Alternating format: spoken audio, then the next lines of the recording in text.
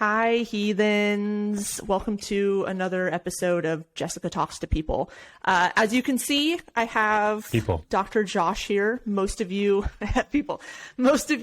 probably already know who he is, but just in case, I'll give him the chance to tell you all about his exploits. And then we will be talking about plagiarism in the Hebrew Bible, because the longer I stay on TikTok, the more I see this come up, where people think that the entire Hebrew Bible was just lifted word for word from cuneiform tablets, and that is not true. And actually, our friend Dr. Josh here is writing a second volume to the Atheist Handbook to the Old Testament, and we'll talk about that in the book. So that's what we're doing here. All right, Dr. Josh, would you like to tell the people about yourself in case they don't know? Sure. Tell them about your time at Johns Hopkins University. Yeah, I'll do that. Yes. I am an Assyriologist, which means I studied the languages and culture of ancient Iraq and Syria, ancient Mesopotamia. So I got a PhD from Johns Hopkins University in ancient Near Eastern studies, focusing in on Assyriology, studying Akkadian and Sumerian, but I minored in Hebrew Bible because I have a fairly extensive background in the Hebrew Bible, the Old Testament. So I got a master's in theology from Capital Bible Seminary, and that's what I did there, is study Hebrew and Aramaic and Akkadian and Ugaritic and Syriac and blah, blah, blah. Because that's what you do if you work in the Old Testament. So that's sort of my background. I was a fundamentalist evangelical for 25 years. I deconverted when I got to the Johns Hopkins University, where I got my PhD. I don't know if you knew that, Jessica, but at Johns Hopkins. You take a shot every time you mention it, and then I'm going to go to the hospital for alcohol poisoning. In case anybody doesn't know, you see in this live that we did, I was bringing it up because it was appropriate to bring it up. And our gracious host called me out on it, so I'm just kidding. I mean, I'm just making sure everyone knows that he went to the Johns Hopkins University, in case anyone was wondering, to get his PhD. Okay, whatever. Maybe tell the people, although I'm sure they already know, a little bit about the first, it's not the first book that you wrote, but the Atheist Handbook to the Old Testament, which I continuously just call the Atheist Guide to the Old Testament, does. And I get frustrated every time I look at it, and then I'm like, I am wrong. That's absolutely fine. No, the book is wrong. I'm right. The book is wrong. Yeah, we did it wrong. So that's it. So essentially, when Megan and I started this YouTube channel, she has really run with it. I just sort of contribute now, called Digital Hammurabi. And I started making videos that were sort of anti-apologetic videos. So I dealt with things like the dating of the book of Daniel and slavery in the Old Testament, and the prophecy against the city of Tyre in Ezekiel 26. And after making all of these videos, I really went sort of deep with slavery in the Hebrew Bible. And so I wrote a book about that called Did the Old Testament Endorse Slavery? And it seemed... Spoiler alert. Yes. Yes, it did. And forgive my cough. I'm still getting over the flu. Jeez. But I can't believe you didn't get rid of it before you came on the show. I apologize, and I'll try not to pass it on over the interwebs.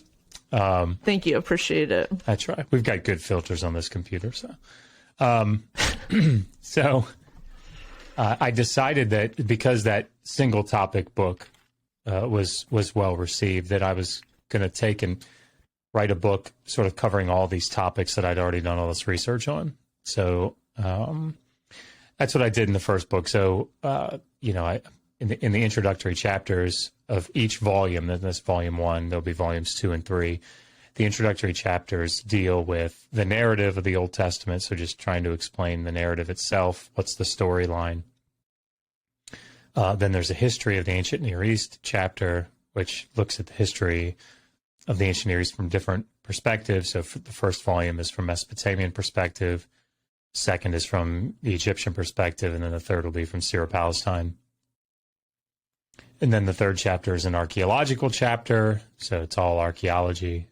And then following those introductory chapters, there are 4 chapters that deal with hot button issues. So in the first one, what do we cover? We cover slavery, dating into the book of Daniel. Did Moses write the Pentateuch?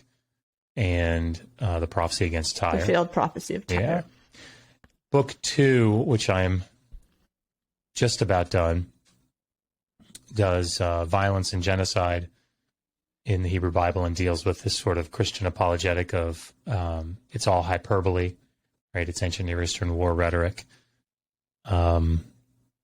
Which I could talk about for like an hour, not because I know that much about it, but because it blows my mind that people are like, oh, it's hyperbole, but it's totally fine that he killed some of the people or commanded some people to die. Like, yeah, math ain't mathin', but okay. Yeah. No, I hear you. And then I have a chapter on plagiarism. So did the Hebrew Bible plagiarize ancient Near Eastern cultures, mythologies, and there's a chapter on the Exodus account. Is it historically reliable? The archaeological chapter is on the conquest of Canaan. Conquest of Canaan under Joshua. So is there archaeological evidence for that? Yeah. So it's going to be good. There's a final chapter on rape. It's sex crimes. So I'm writing about rape, adultery, and homosexuality in the ancient Near East and in the Hebrew Bible from a legal perspective. So it should be useful, I think. But it all ends up, it's called the Atheist Handbook because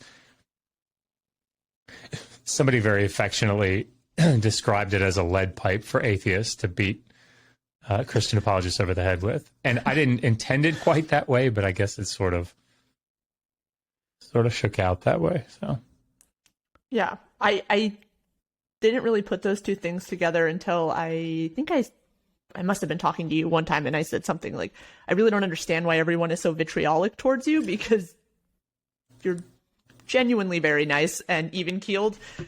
So like when people come after me, I'm like, fair. But I like couldn't really understand it. And then you mentioned that like basically you've just given atheists a tool to just like beat Christians into the ground with. And I was like, oh yes. Makes sense. And it's exactly what I've used it for. So I don't know why I didn't put those two things together. I mean, I use it physically to beat them over the head. I mean, it's a large book. Yeah, I mean, it's definitely not intended. It's definitely not intended to do that. Really, the overall goal is for both atheists to read it and have justification. I think for their denial of these more fundamentalist interpretations of the Hebrew Bible. And hopefully Christian apologists will read it and stop saying slavery's okay. Like that's one, just please stop saying that. Those sorts of things. So, anyway. Yeah. I know that slavery, I mean, I think every slavery stream or like show that comes up you've been on, but it bends my mind that people in the 21st century are defending slavery. Yeah. Like it wasn't that bad. Yeah. Or like it was the good kind of slavery. What kind is that? Whatever that means. Like the kind where like, have you been a slave? Was it good? Did you enjoy that? Your time as a enslaved person? It's just bizarre. Okay. You know what? I'm just going to bypass that. So, cause we have other things to talk about. Other things. Okay. Other things. Plagiarism. So, my questions are kind of broad and sweeping, so please feel free to take it in whatever direction you see fit. As I mentioned sort of in the intro, I have gotten a little bit weary of seeing people say things along the lines of like, well, the Old Testament is just lifted from cuneiform tablets or from other cultures. And I think what gets lost in that rhetoric is the fact that is nuance and the fact that culture shared stories depending on the winner oftentimes or just memory or as a way to try and explain things that had happened to make it make sense. And I think sometimes it's very hard for us in the 21st century, which I just said, to wrap our brains around that type of thing because we have access to so much more information and technology and all that. So I guess maybe a good place to start would just be, are there stories that are largely lifted from other cultures or other people groups even? And then maybe talk a little bit about story sharing across cultures in the ancient world. Yeah, maybe the best way to come at this to answer those questions is to talk about the movie "O Brother, Where Art Thou?" Have you seen that movie? No. Have I seen any movies? No. Okay. Or the movie Clueless. Both of those movies are based off of books, older books, right? So, for example, "O Brother, Where Art Thou?" is supposed to be based off of the Odyssey, Homer's Odyssey, very, very loosely. It makes me wonder if they actually read the Odyssey, but nonetheless. Probably not. And I think Clueless is based off of Jane Austen's Emma. And if you know... The more you know. If you know the story, the Odyssey, for example, when the three men, hear this singing through the woods, and they walk down through the woods, and they come up on this stream, and there are three beautiful women there that have alcohol, and they're singing to them, and they seduce them. Sirens. Yeah, you notice it seems an awful lot like the Sirens, right? Of course, it doesn't really play because the Sirens. But anyway, it doesn't matter. The point is that is that lifting. Would that be plagiarizing, right? And the answer is no, because it's utilizing a very specific theme, and actually I hear a particular motif, to rework into a new, a new creation. I'm just trying to think of a better word than that, and I'm just not coming up with one. A new piece. So like a new iteration of the story. Yeah, and that's a very direct parallel, right? There are more subtle things. So there are motifs of that you can find throughout modern literature, or direct usages like I think we were talking about this before the stream started. Eminem, the rapper Eminem, is the example that I always like to go to. He has a song, "Remind Me," I think is what it's called, and it utilizes Joan Jett's "I Love Rock and Roll." So much so that I really like that your knowledge of Eminem is like far better than mine. Well, but I mean, I'm pretty cool. So, so that's what all my friends say. I asked all. That's what my mom told me. I asked all three of them. So my mom said I'm really cool. Yeah. So, he's utilizing something that is known to the audience. This is the key. He's utilizing something that is known to the audience to make a different, sometimes larger point, right? And this is a pedagogical approach that we use today. You go from the known to the unknown, right? We do it all the time. So this is what's going on in the ancient Near East. If you think about the way that we have Christmas songs today, if you go to your little Alexa, because I don't want to say it because something will pop on in here, and you say play Christmas music, you're not. Is that like a subtle flex? Oh, a subtle flex that like your house is like technologically advanced. Everything's hooked up to Alexa. I have a phone here. So it'll pop on my phone. Your phone responds to Alexa? I don't know. Probably. It's got Siri? Okay, you know what? I'm really cool and very technologically advanced. Hey. Leave me alone. So if you say play Christmas music, you're not going to hear a whole, list of brand new music, right? All these new Christmas songs. That's not going to happen. You might hear one or two each year, but they're probably more than likely not going to be brand new, completely new written songs. They're going to be either the classic, Frosty the Snowman or Jingle Bells or it's going to be those same classic songs that we've heard for the last 50 years, or it'll be remakes of those songs, and not all of them work, right? There are only a few that actually catch on. Why is that? Don't we like new music? Don't we like to hear new things? Well, yes, but in certain contexts, no. When you have this sort of tradition, when you have this thing that's carried on ritualistically, you tend to want stagnation, right? You want consistency. You don't want somebody to come in new and fresh. This is why people in churches fight all the time about the music, right? Because all the young kids come in and they want, they want a guitar and they want the drums. My God, I sound so old. Oh my God! Not the guitar and the drums. Right, but this. Oh my God! These are the churches I grew up in, right? Highway to Hell. Everybody wants the old hymns, right? How great thou art. Does anybody talk like that? No, of course not. But that's the traditional hymn, and that's what we want to hear because we identify that with this ritual, right? With this usually the more sacred, the event or the process. The less we want it to change. We want it to maintain that consistency. So this is what we expect it even today. And this is what's going on in the ancient Near East. That's a decent analogy, I think. So when people say, oh, the Old Testament plagiarized from the ancient Near Eastern mythology, the word plagiarism there carries with it a moral component, right? Because we consider things like intellectual property to be a thing today. When I come up with an idea, that's mine.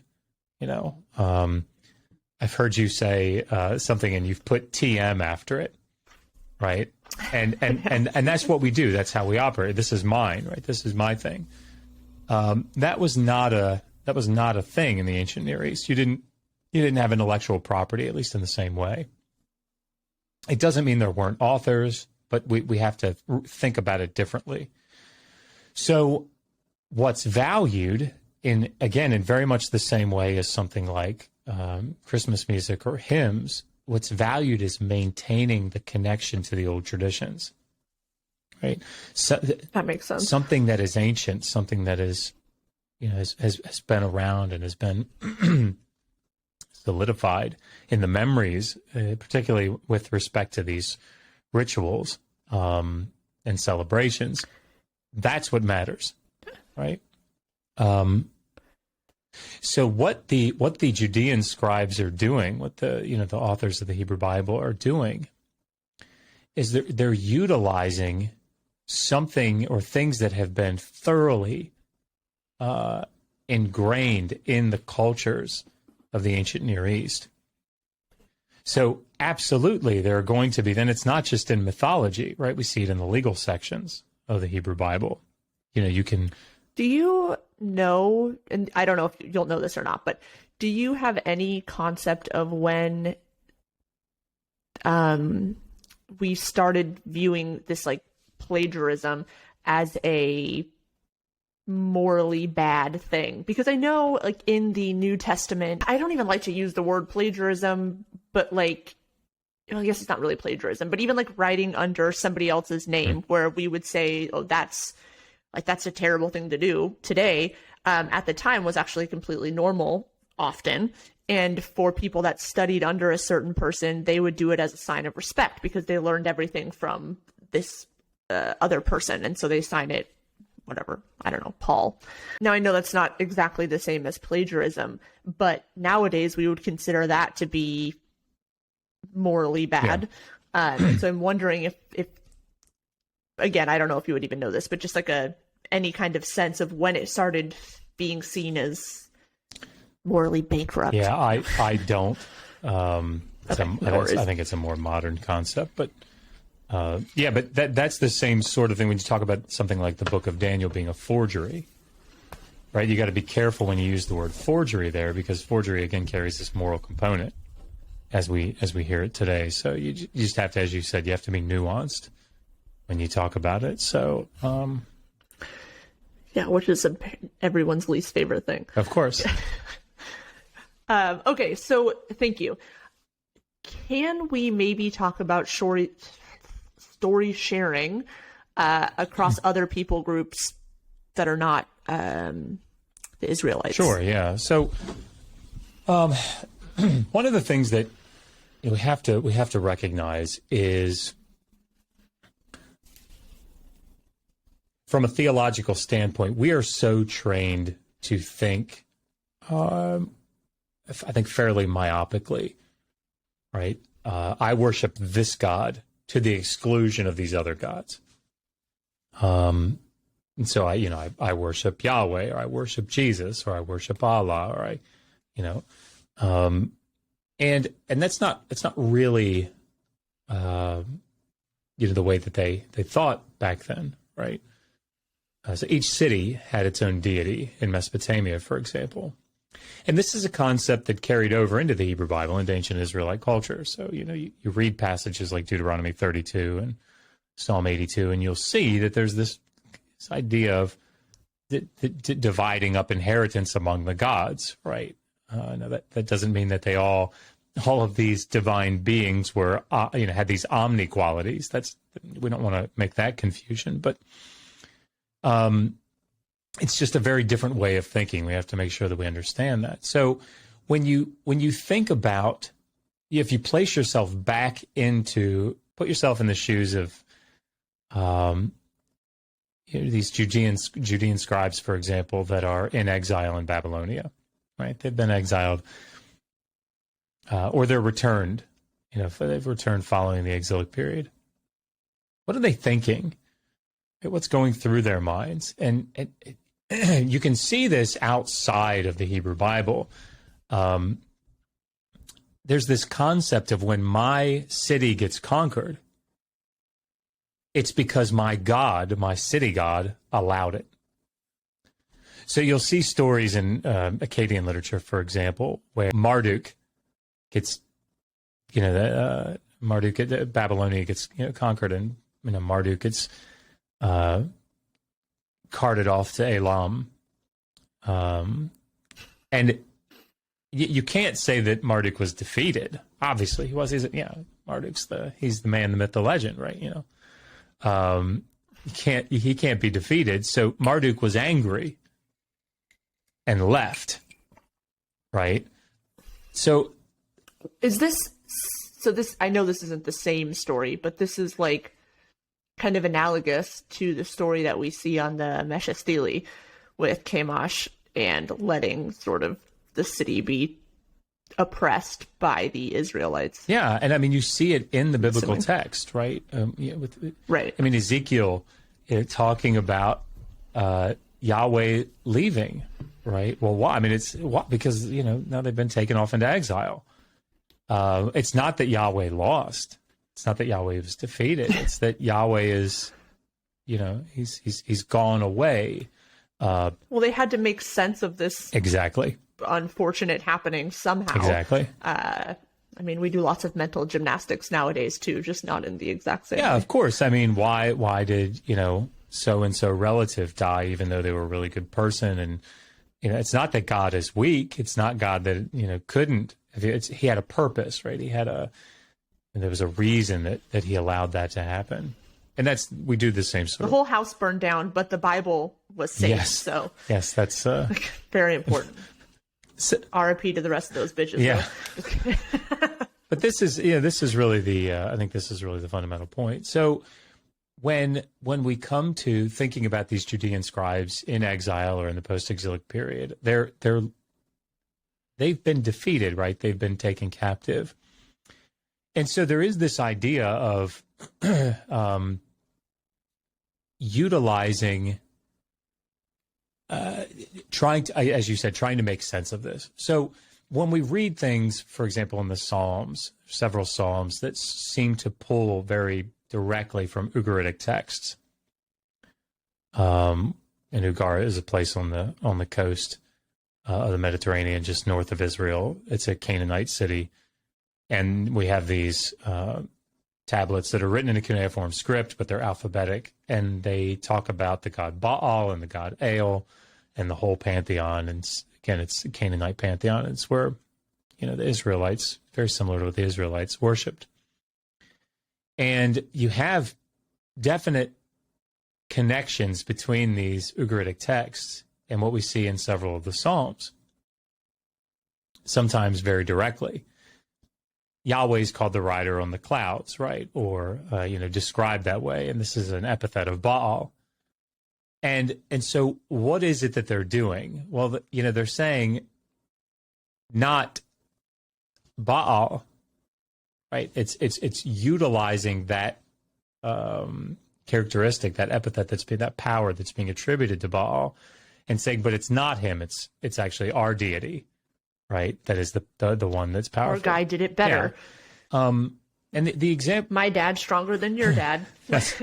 and a lot of times it's not a question of, well, did they not know that was something that was attributed to Baal and they're just, biting off of it or something? No, I mean, of course they knew that.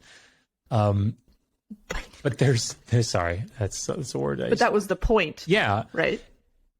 There is power in their minds. There's a certain significance to actually putting that,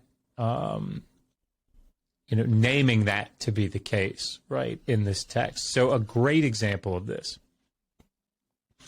is there's a story that many people watching probably know, and it's called the Enuma Elish. And the Enuma Elish is this story about the ascendancy of Marduk over the other deities. And there's a creation component to it, significant creation component, so they call it the creation myth. But the real focus of the story is how Marduk gains ascendancy over the other deities by defeating Tiamat and getting back the Tablet of Destinies. Well, Marduk is a Babylonian deity, right? And the Babylonians, though, for the first half of the first millennium, were very much under the power of the northern Assyrians, right? Particularly the New Assyrians, New Assyrian Empire. And the New Assyrians worship the god, or the Assyrians worship the god Asher.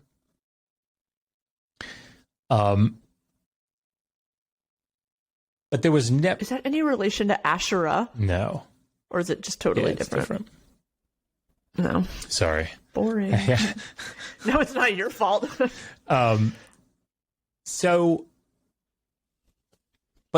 But Babylonia, southern Mesopotamia, was never really diminished in the eyes of the Assyrians because it was this religious center, right? All of these very important Sumerian cities are down in the south, and so like the city of Nippur, and anyway, these ancient cities that were still very much imbued with this antiquity, right? And because of that, they're very sacred areas, and so so much so that the priest of Marduk, even when the Assyrians were in power, the Neo-Assyrian king every new year would come down into Babylonia and submit himself during this thing called the Akitu festival. He would submit himself to the high priest of Marduk. He would take off his royal vestments. The high priest would slap him in the face. It was why? It was to show, because Marduk was such an important deity, even though he wasn't the main deity. He was, over. Was he the god of slapping people in the face? Like, I don't. What's no, it's sort of complex, but it's the Neo-Assyrian king was showing that he was placing himself under Marduk. And the high priest of Marduk, of course, represented Marduk in that, in a very real sense. And so actually it was a good omen if the king cried. It was a bad omen if he didn't cry, and so he would cry. Sounds extremely healthy. Yeah, I mean, but the point is that, and not weird at all. There's actually a very old video on our channel. If you Google or if you YouTube Digital Hammurabi Akitu, Akitu, it's one of the first that I did, and it ends with man, how did I say it? I don't know. I said something like, I'm kind of close to the camera, and I say, what a way to ring in the new year. And I have my 8-year-old at the time slap me in the face from the side. And I had this really clever line. I can't remember what it is now. Having your clock cleaned. That's what it was. Ringing in the new year by having your clock cleaned. It was really funny. But anyway, I mean, I thought it was funny. She thought it was funny. But the point of all of this is that during that Akitu festival, this piece of literature, this myth, the Enuma Elish, was recited. It was a very important text to both the Babylonians and the Assyrians. Well, there came a certain point where the south, Babylonia, was giving the Assyrians a lot of trouble. And we don't have to go into the details. I talk about it in the history chapter of my book, but if you're interested in that sort of thing. But it got to the point where the Neo-Assyrian kings got so tired of the south that they just raised it. Certain city of Babylon.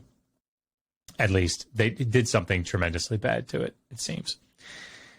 And what we see is that many of the tablets are taken back up into the north. And very shortly thereafter, we see essentially an Assyrian version of the Enuma Elish. So it's the same story, right? But what they did is they just switched out the name Marduk. Anywhere that Marduk, the story about Marduk, anywhere his name shows up, they replace it with Asher. No, fuck that guy. And you hear that and you would think, I mean, why would they do that? I mean, obviously they know it's a story about Marduk. They've known that for centuries, right? Why would they do that? Well, because there's power in just replacing the name, just having it in there as your deity. And so this is the sort of thing, we wouldn't call that plagiarism, because again, this idea of intellectual property doesn't exist. They're utilizing it because it imbues it, it does something to reality by making that connection. So this is the sort of thing that we see, at least the idea behind it, in the ancient Near East. I don't know if that answered your question. I forgot what my question was, but I'm sure it did. In the Hebrew Bible, then, in your opinion, which I'm sure you'll answer in depth in your book, what stories do something like this? And how do I phrase this? So which of the stories basically do what you just said? And then if you know them, what were the original stories? And not like you have to go into detail, Sure. but like where did they originate? I'm trying to think of an example of... Well, the one that comes up very frequently, the flood. Yeah. So let me talk about this a little more broadly. There is a story, a kid's story. I cannot remember the name of it. We bought it for our 8-year-old, who was six at the time, I think. But it's about 2 gay bunnies, and they're told by I think he might be a turtle. I'm not sure. That they're not allowed to get married, right? And the whole book, it's very clear, very, very clear that it's a counter story to Donald Trump, right? And you can see it. You can see it in there. So it's pulling from things, from, little clues about certain events that have taken place and reworking them as a counter narrative. And so it's clearly utilizing parts of an older story or parts of older events and then turning them as a counter narrative. Polemic is the word that I was thinking of. Polemic. We're trying to think of. So this is what we see in, for example, the first 11 chapters of the book of Genesis. We call it the primeval history. And one of the things that I talk about in the book, it was talked about at length by a professor out of Berkeley, your neck of the woods, Ronald Hendel, who's a brilliant Hebrew Bible scholar. And he talks about how if you think about the first 11 chapters of Genesis, let's think about it. Let's come at it from the other direction. When you think about Mesopotamian civilization, the pinnacle of civilization is the city. Right? It is civilization. That is the pinnacle. It's what everybody aspires to. If you think about the Epic of Gilgamesh, for example, it starts off with a description of the city itself and with the walls and the size of the city and how grand it is, right? And then Gilgamesh goes off throughout the entire epic trying to find immortality, trying to find a way to live forever. And where does he end up? He ends up right back at Uruk, right back at the city with a description of the city, the same description of the city. And so it becomes this sort of self-referential, text that you get to the end of it and it's the beginning of it. Get to the end of it and it's the beginning of it. Which, by the way, if anybody's interested, I did a Gilgamesh rap. I rapped the story of Gilgamesh, and I did that. It's subtle, but it was intentional. Because I start off, here's a little story about Gilgamesh with a hip-hop beat to keep it nice and fresh. And at the end, I say... Would you like to just rap it for us? Or? Because I want the views. No, I'm just kidding. But please, Marshall Mathers, please. But I end it continue. that way. I end it so that's our little story about Gilgamesh with a hip-hop beat to keep it nice and fresh. It's meant to mimic the story in that way. Anyway, but the point is that the focus of the story is the city. That's how Gilgamesh, after all of his journeys to the cedar forest to kill Huwawa and going to the ends of the earth to find Utanapishtim, who's the flood survivor who got immortality, and getting the plant of life and losing it. After all of these things, how is it that he gains his immortality? And it's in a very real sense, the city. And that's really the focus of Mesopotamian civilization is you have these texts about the Martu, for example.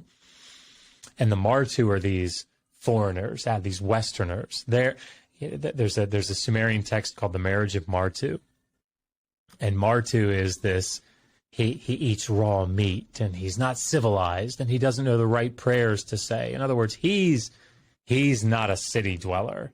He's not civilized, right? He's a heathen. Yes, very much, right? And so this is the Mesopotamian story. This is the Mesopotamian way of thinking. So even Enkidu, if you think about Enkidu in the Epic of Gilgamesh, Enkidu starts off out in the steppe, right? He's like the animals. He's running around.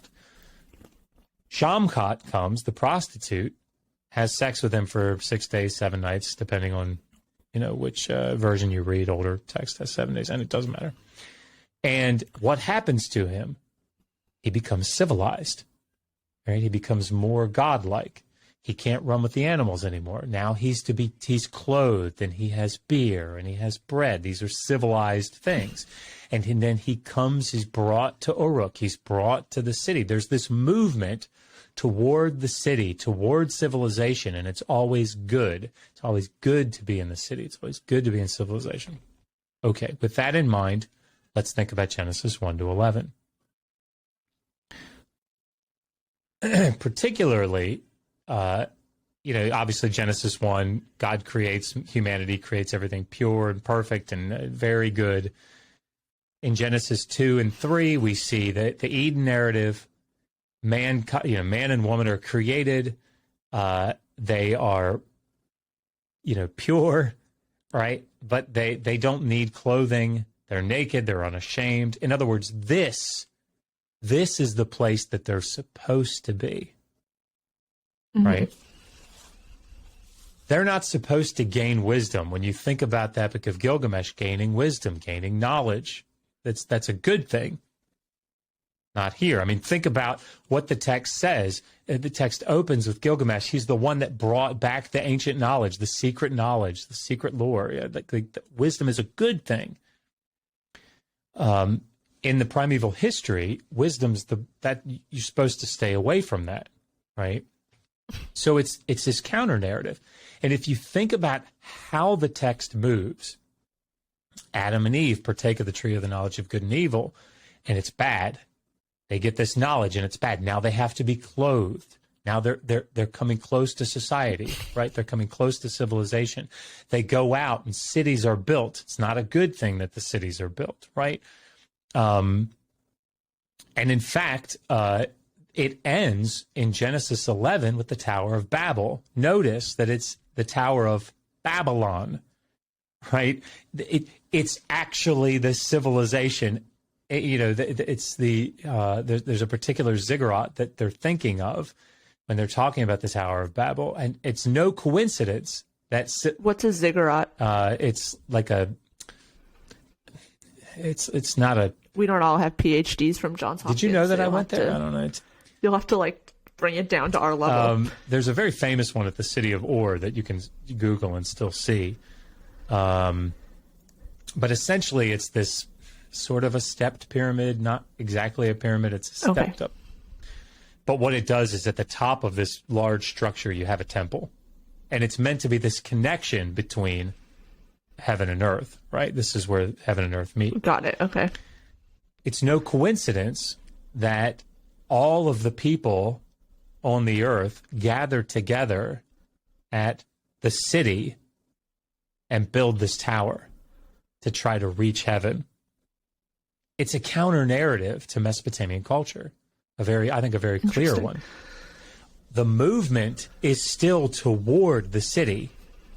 It's still toward civilization, gaining wisdom, getting clothing, going out and building these cities, congregating together. But rather than being a good thing, as it is in Mesopotamian literature, it's seen as the exact opposite. What is it that Yahweh's always commanding? Go out, be fruitful, multiply, cover the earth, right? And what is it that we see immediately after God disperses all the people, confounds the languages, they can't work together, they all spread out?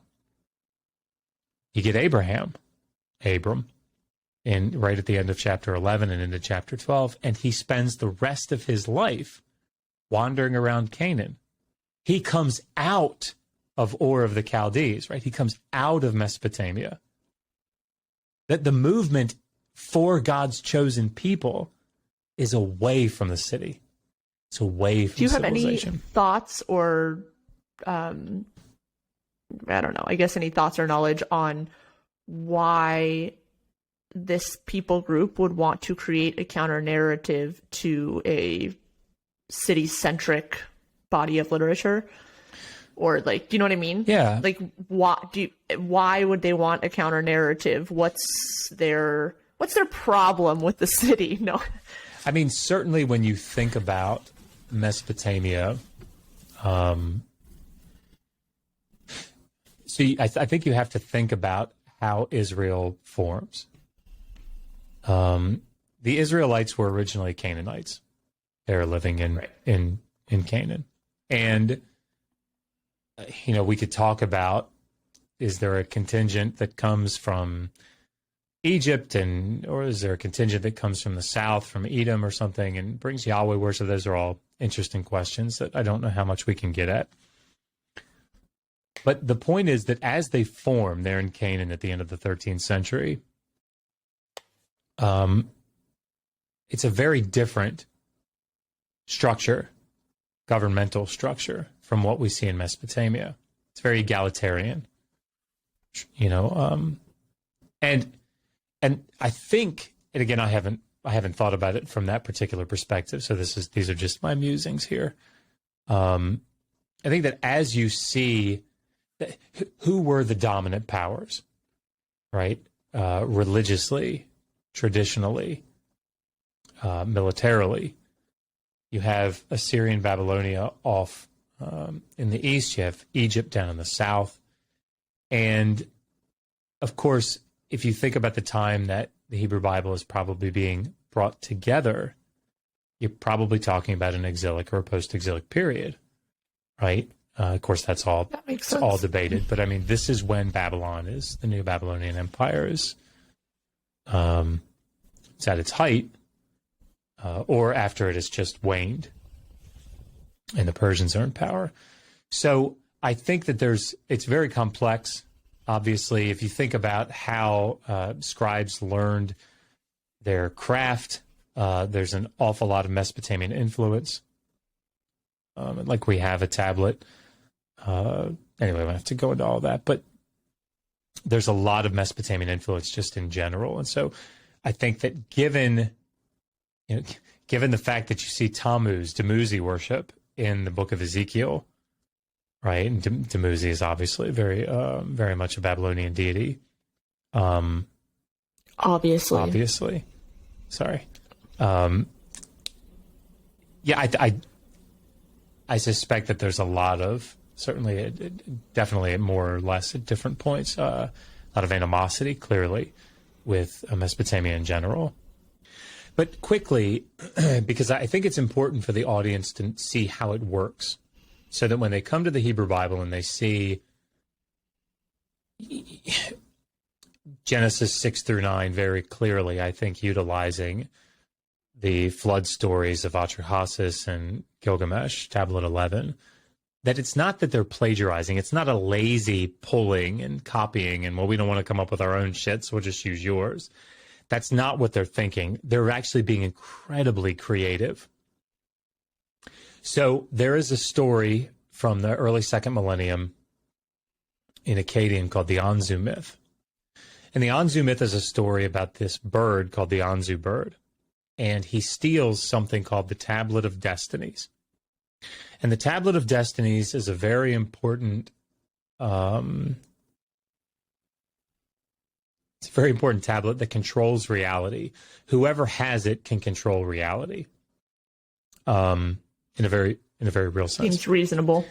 So he steals it from the senior god Enlil, and different deities are asked, major deities are asked to go and to fight Anzu to get it back. And they all say, no way, how can we defeat the person or the one who holds the Tablet of Destinies? So finally, this god Ninurta agrees to go. And there's a major fight, major battle between the Anzu bird and Ninurta. They're fighting, and it's a big struggle. And Ninurta pulls out his bow and shoots an arrow at the Anzu bird. And the Anzu bird, holding that Tablet of Destinies, says, arrow, go back to your thicket. And it does. And it goes away from him because he controls reality in that sense. So Ninurta is defeated, right? The god that's the ultimate winner here in this myth is defeated. And so he sends his mace. He has this mace. He sends it back to the god Ea to ask. The mace's name is Shar-Or, and he asks Ea, how do we get Ninurta to defeat the Anzu bird? And Ea comes up with a trick. So the mace goes back and he tells Ninurta the trick. So Ninurta gets in another battle with the Anzu bird. And when the battle is at its height, the Anzu bird lowers his wings. And when he does, Ninurta takes a sword or a dagger or something and cuts off the pinions of the Anzu bird. And the Anzu bird takes that Tablet of Destinies and says, feathers, return to me. And at that moment, Ninurta fires an arrow, because the fletchings on the arrow would have been feathers. So when he says feathers return to me, it also brings the feathers of the arrow, and it kills the Anzu bird. Very tricky. So, okay. What do we see in this story? The main deity, he doesn't volunteer to go. He's asked to go, and he agrees. He loses against the god, the one that holds the Tablet of Destinies, and has to, in order to win, ultimately has to use a ruse. Okay. The later text of the later second millennium, the one that we've been talking about, the Enuma Elish, utilizes very clearly, this is undisputed, utilizes the Anzu myth. There are definite blind motifs, there are themes, there are actual parts of the story that are taken and reworked clearly into the Enuma Elish. And this isn't debated. No, this is not debated. Pretty widely very widely accepted. Okay. And so you see the connection when you read it. Now, again, I talk about these things in the book. I talk about specifics in this chapter, how they're connected. But once you see that connection in the second version, or in the second volume, right? Okay. But once you establish the connection, then the key is to look for the distinctions. What is it that the later text is doing, reworking the earlier text? And why? And why? So a couple of things. Marduk in the Enuma Elish, when you read it, Marduk volunteers to go, right? And sorry, I got this backwards. It's not major deities in the Anzu myth that are asked to go. They're minor deities that are asked to go. Okay. In the Enuma Elish, it's major deities that are asked to go. And they say no, and they run back in fear, including Ea. So, I mean, like An and Ea, I think, are the two that are supposed to go. I hope I'm not misremembering that. It's been a little bit since I read it. But none of us will have any idea, so...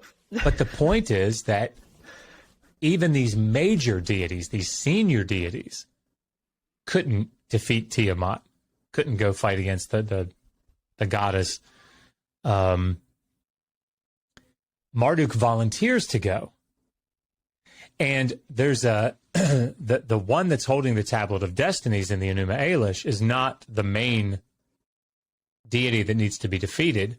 It's one of these monsters that she's created, her consort, Kingu. Kingu has the Tablet of Destinies. So you would expect that as Marduk approaches, he's going to have to do a major battle, because think about Ninurta. Ninurta had to, the person that holds the Tablet of Destinies, what the hell? Like, Marduk's approach, his approach defeats Kingu. There is no battle with the guy that holds the Tablet of Destinies. His mere approach renders him completely defeated. So you read that. So then, sorry, go ahead. So then the Tablets of Destiny don't control reality, apparently. Not when it comes to Marduk. That's how powerful Marduk is. That's the message, right? There is no battle.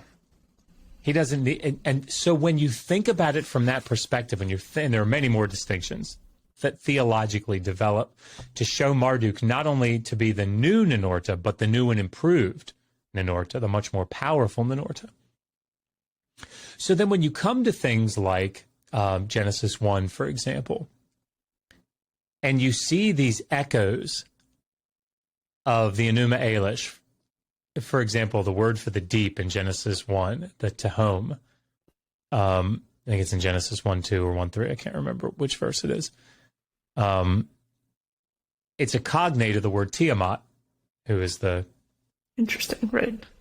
But the whole thing has been demythologized. There are no monsters for Yahweh to defeat. He just speaks, and it's done, right? When you get to the flood account, if you read through the story of Atrahasis and Tablet 11 of Gilgamesh, you see that the flood... It's an evil thing that's brought by Enlil. Like he's criticized by the other deities for having brought it. Yahweh, on the other hand, is it people deserved it. Absolutely deserved it, right? Yeah. Every thought of the intents of their heart were only evil continually. Yeah, me too.